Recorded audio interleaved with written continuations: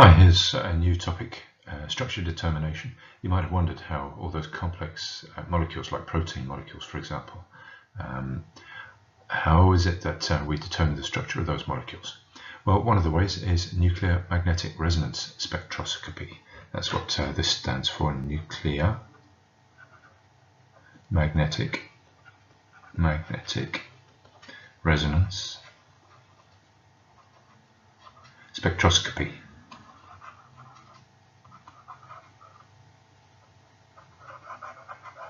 Nuclear magnetic resonance spectroscopy, and it works with a couple of nuclei.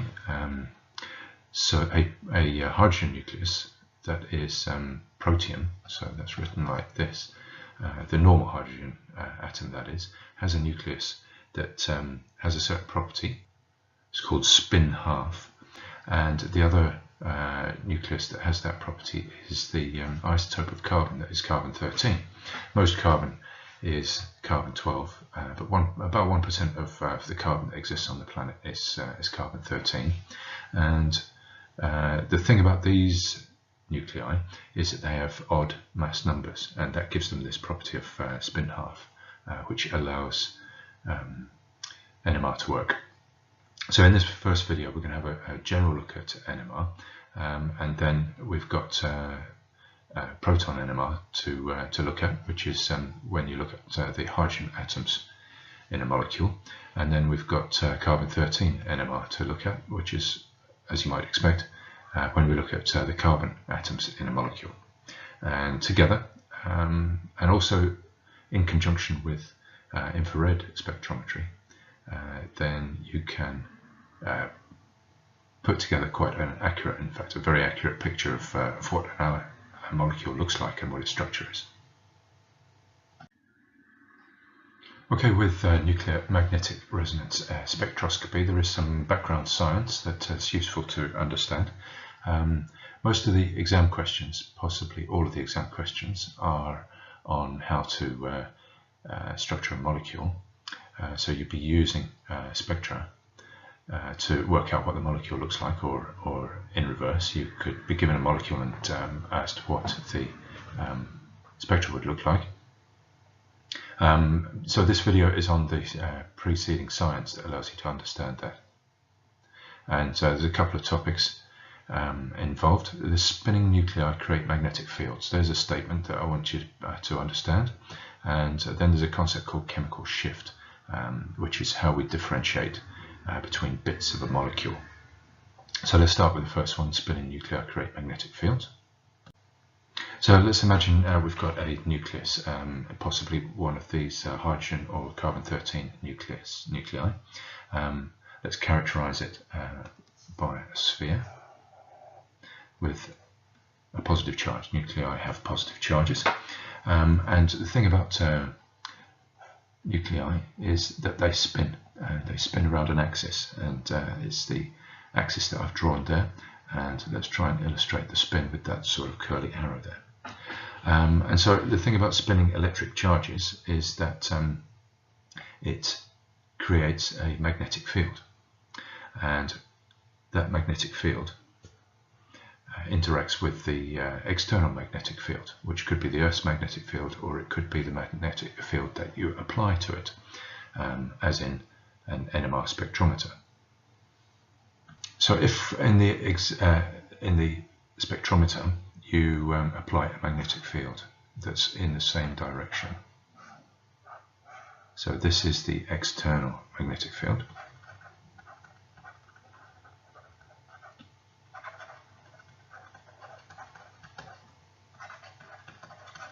and we'll say the blue arrow is the direction of the magnetic field of the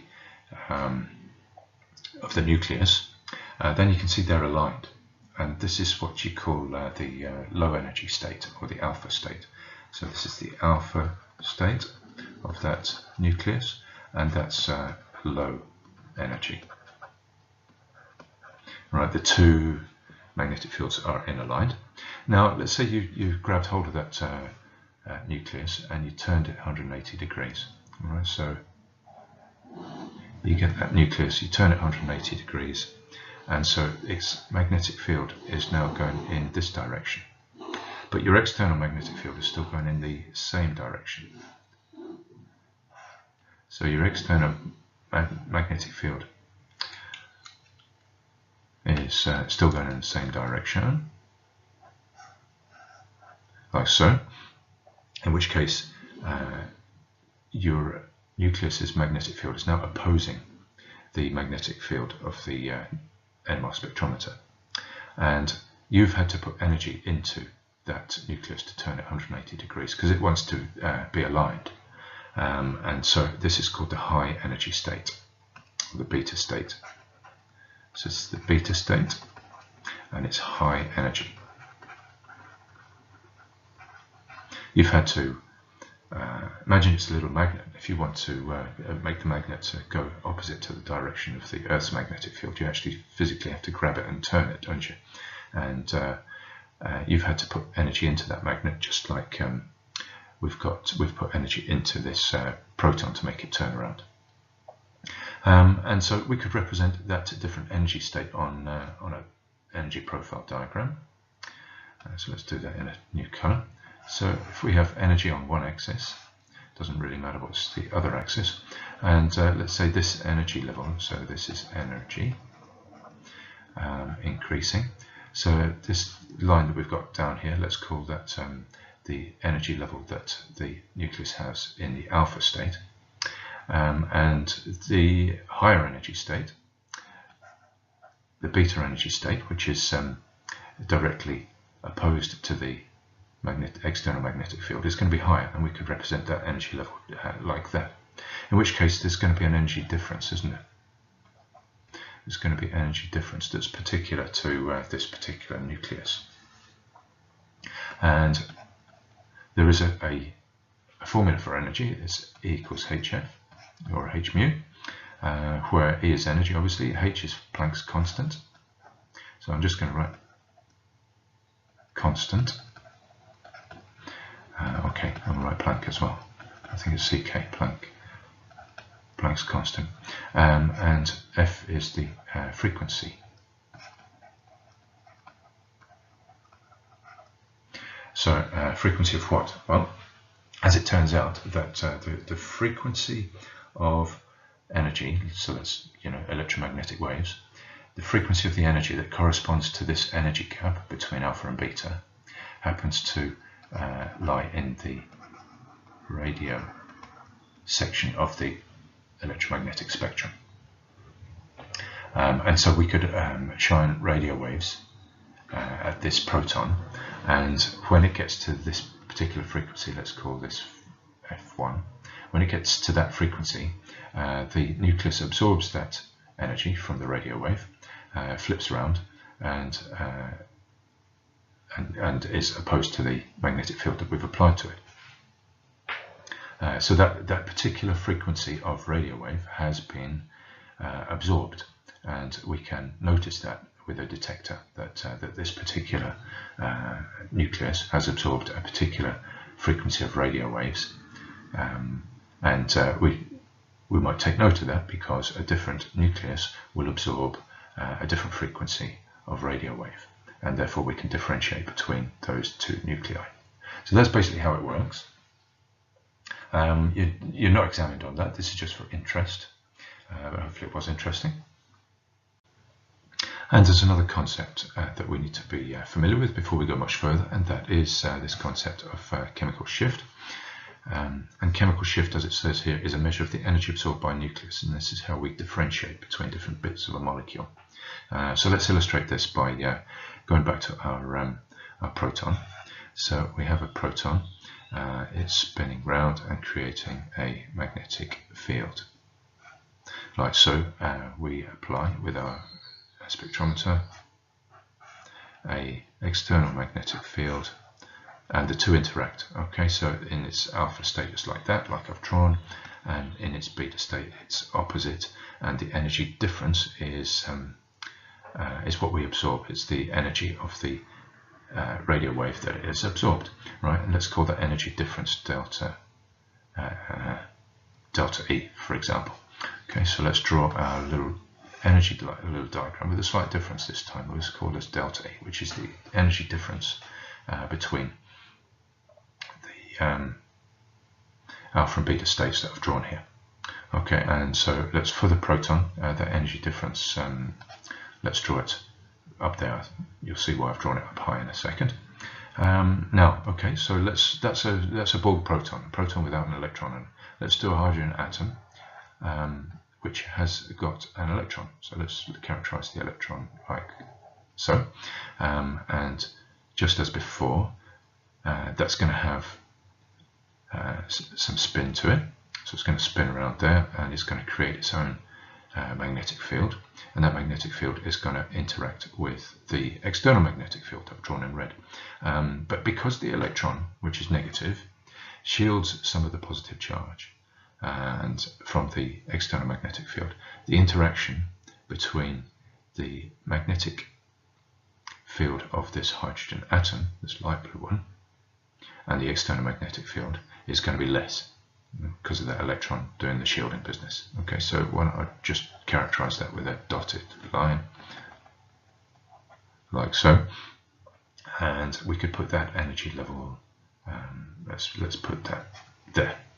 Okay, so I'm going to characterize these now were like so on the right hand side, like that's a little legend. Okay, so that's just the bulk proton in purple there, and we could do a third one. We could say, okay, this hydrogen atom is now in a molecule. All right, so and this hydrogen atom is bonded next to an oxygen atom, for example. And so, as you know, oxygen is very electronegative, and so the electron is going to get pulled towards the oxygen atom. So the hydrogen atom in the molecule is going to have less of that negative charge density, isn't it? So why don't I draw that by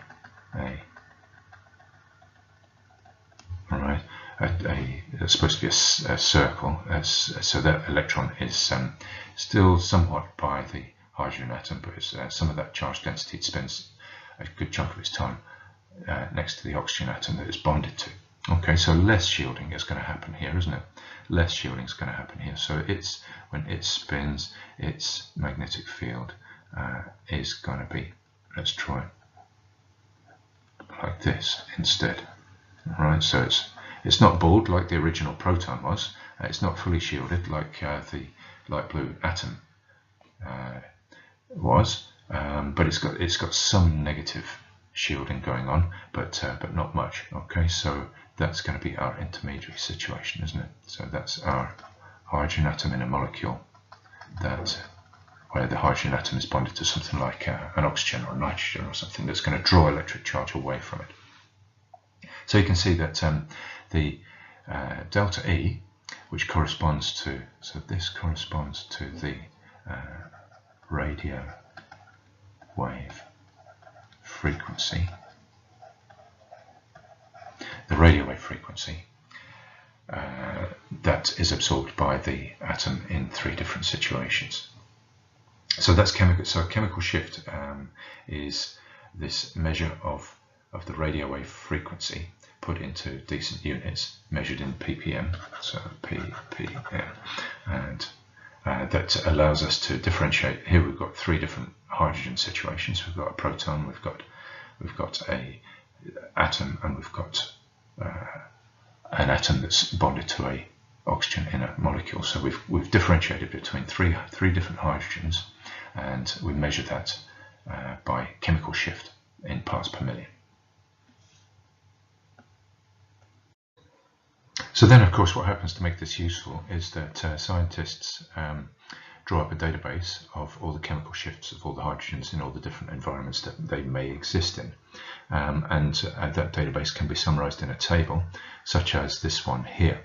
So you can see on this column here, first of all, we're dealing with hydrogen or proton NMR. And this column here on the left is the chemical shift for hydrogens in various different environments. What's there, about a dozen different environments there. And so this first arrow here corresponds to that illustrates the chemical shift of the hydrogen. So the hydrogen that's there in sort of magenta colour, bonded to a nitrogen and an alkyl group, that hydrogen has a shift somewhere between 1 and 4.5. And this next arrow corresponds to the R2, which just describes the alkyl group that it might be bonded to, so it might be a secondary alkyl group. And if the bond has, like in this third one, if the bond has nothing attached to it, that means that anything could be attached to that. And that's what explains the range. Okay, so you've got hydrogens, lots of different hydrogen environments and the corresponding chemical shifts. That's the measure of the energy difference between the alpha and the beta state. And that becomes the x-axis in a spectra. So what's the y-axis? The y-axis is absorbance. Okay, so absorbance. And this is chemical shift, and it starts at 0 and it goes to, in this case, it might go to about 50. So this is our chemical shift. And when you shine your broad spectrum radio waves into a particular sample, let's say we've got a sample here of an aldehyde, and we shine it on there. So most of the radio waves are going to pass straight through and not be absorbed, but some of the radio waves that are shone through, right, all of a sudden of a particular frequency, they're absorbed, and you see a peak like that, so because they're being absorbed. But then most of the other radio waves have not been absorbed, but then at a different frequency, some are absorbed. Right, so clearly we've got hydrogens at these two chemical shifts that are absorbed, and let's say this was about 2.1, and this was about 10, so like that. Then we look at our table at a 2.1, and we can see that this is probably due to the hydrogens in a methyl group. We look at about 10, and we find this is due to a hydrogen that might be in a carbonyl group of an aldehyde. Like so. The one other thing to say about chemical shift is that it's relative. So chemical shift is relative. So you might say, what is it relative to? Well, it's relative to a standard, and that standard is tetramethylsilane. This tetramethylsilane is a silicon atom that is bonded to 4 methyl groups, like so.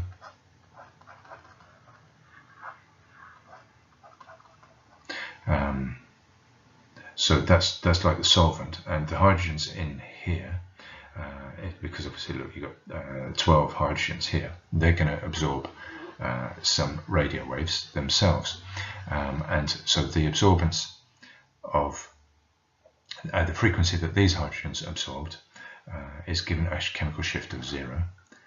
So you might see a peak at 0 on a spectrum, but that would just be for the standard. Tetramethylsilane is used as like a solvent because and as a reference material, because silicon is not electronegative, and so these electrons go towards the methyl groups, right, and that has a knock-on effect to the hydrogens that are in the methyl groups. So the hydrogens are very well shielded, so the TMS peak is always going to be the furthest on the right-hand side. So everything else is going to be left of TMS, because no other hydrogens really are as shielded as the hydrogens in TMS. So that's why it's a relative scale. Relative scale, and it needs to be a relative scale because all the machines around the world are going to be made differently, but we need a measure that is understandable, so the results from one machine can be compared to the results from another machine, rather like RF values in chromatography. So there we have chemical shift, and that finishes this video on sort of background theory to NMR, and we can get on to how we actually read the spectrums and generate the structures of the molecules. But quickly just ask yourselves whether you've fully understood the two things that we've dealt with here, and if not, prepare your questions to ask in class.